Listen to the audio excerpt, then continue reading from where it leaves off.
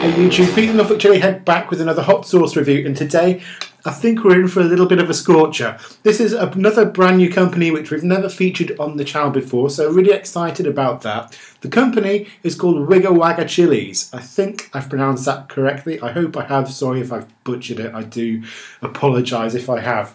But this is Wiga Wagaa Chillis, and this is their Africa Within Furious 4 sauce.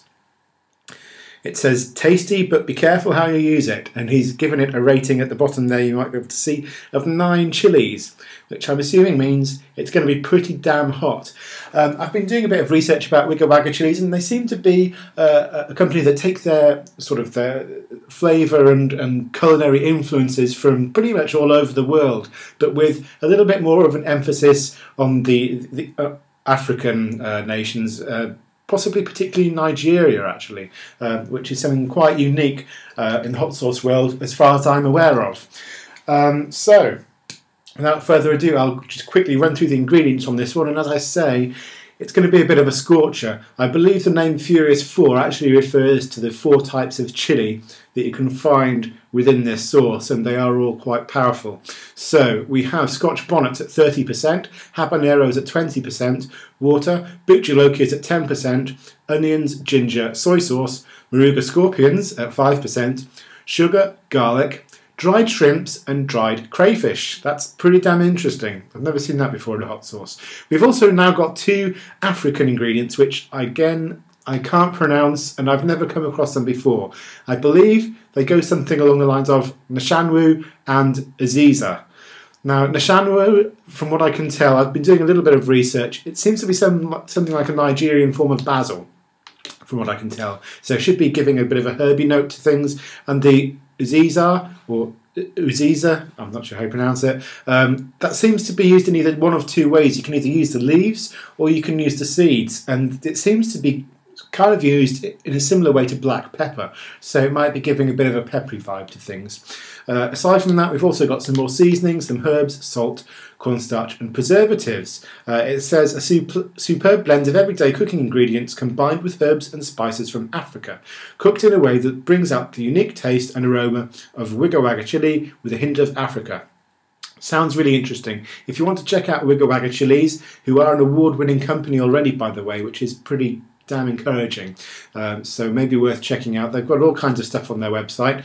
Check out wigawagga.com, which is WIGAWAGAA. They've got sauces and oils and pastes and all kinds of stuff, so really worth checking out. The sauce itself looks pretty damn mean, but it also looks very tasty. It flows well, but it's also got loads of body to it. I can see seeds, and it also looks quite sort of lumpy in a way, which isn't a bad thing in my opinion. I do like a bit of body to my sauce. So as I said, guys, I think we're going to be in for a bit of a hot one here. I'm not sure if I'm going to go for an entire spoonful with this. It does say to be careful with it, and I tend to do so. We've got a bit of a drip cap here, which might be a good thing as well. Oh wow, that has a really interesting aroma. I can definitely get the cheese coming through, but they're not quite as dominating as I was thinking they were. There's a really nice, herby, spicy kind of note. It's very difficult to put my finger on exactly what those herbs and spices are, but it smells very, very nice. And I do think I'm actually getting a little bit of a shrimpy, crayfishy kind of vibe to it, which is very, very interesting. Let me just check what we've got here. I was going to say there was a bit of a tomatoey vibe, but there isn't that. Oh, there is there? No, there isn't any tomatoes in it. So that's interesting.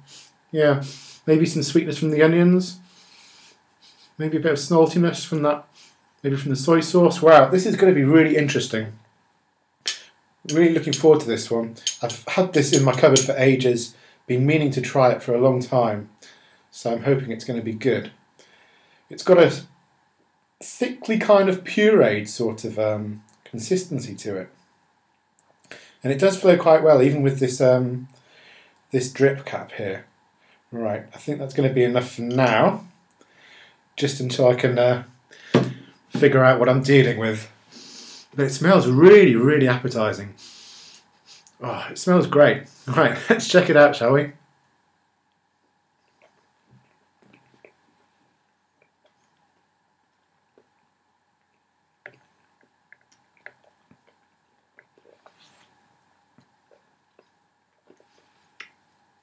Wow, that's completely unique.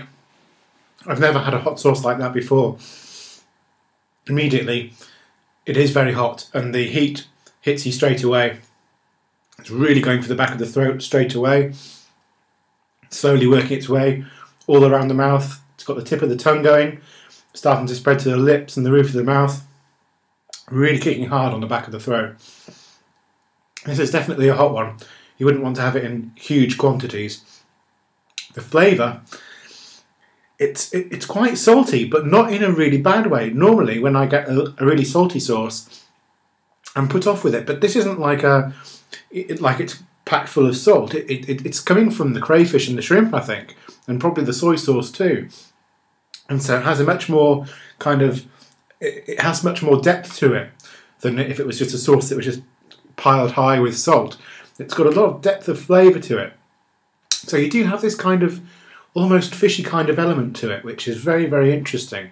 And then behind that, you have these herby, spicy notes, which really help to round out the flavour of the sauce.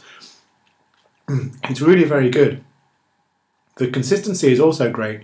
Like I say, it is quite sort of lumpy, kind of a thick puree, which I really kind of like. I don't really normally go for thin sauces. I do prefer sauces with body, and this definitely has a lot of body to it. So all in all, it's a really unique and interesting sauce. The heat level, like I say, is pretty damn high. I would probably give it about, on a scale of 1 to 10, probably about a 7. And in terms of the flavour, it's quite hard to gauge it. I think I'd probably go for about an 8 on this one, probably about an 8 out of 10. It's very, very nice and completely unique. Like I say, I've never had a sauce before which combines these sort of almost fishy kind of seafoody kind of flavours. It's not fishy in a bad way at all. It's not off-putting.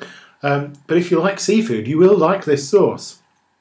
And like I say, it's got a really nice kick to it. I'm really getting the chilli flavours coming through.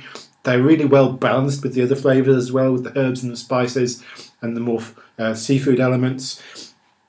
Everything works really, really well, and I can see this working in a lot of different ways.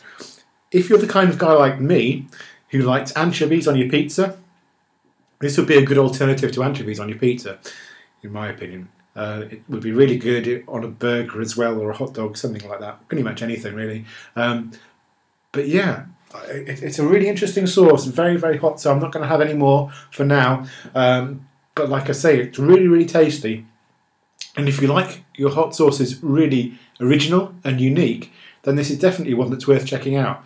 Africa Within Furious 4 from Wiga Wagaa Chillies. And I'll be looking forward to trying more sauces from them in the future, because if this one's anything to go by, they're going to have a lot of nice and interesting things to try. So once again, guys, thank you very much for watching. I've been Pete the Norfolk Chilli Head, and I'll see you soon, once again, with another review. Catch you later.